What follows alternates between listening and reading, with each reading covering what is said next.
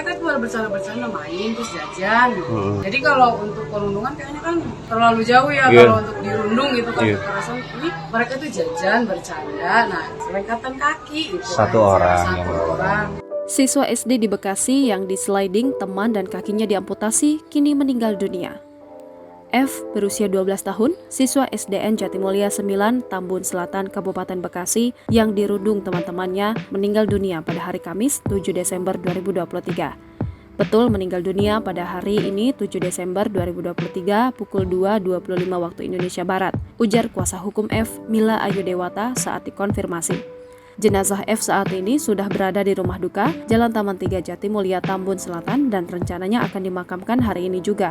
Untuk diketahui, perundungan terhadap F terjadi pada Februari 2023, saat itu kaki F disliding oleh temannya. 3 hari setelahnya, F mengeluh sakit di bagian kaki. Karena tak kunjung sembuh meski sudah berobat ke klinik dan diberi pereda nyeri, F akhirnya menjalani ronsen.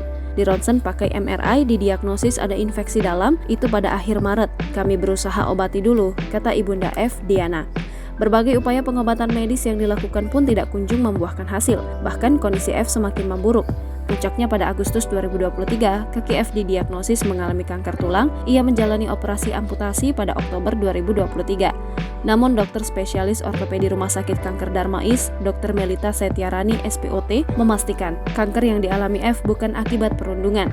Di literatur tidak ada yang menyebutkan sampai sekarang bahwa trauma kejadian kayak jatuh menyebabkan kanker, ujar Melita di Rumah Sakit Kanker Darmais, Kamis 2 November 2023. Melita menjelaskan F datang dalam kondisi kanker yang telah menyebar ke paru-paru.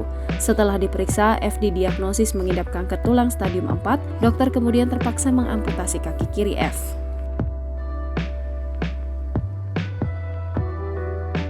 Download Tribun X sekarang, menghadirkan lokal menjadi Indonesia.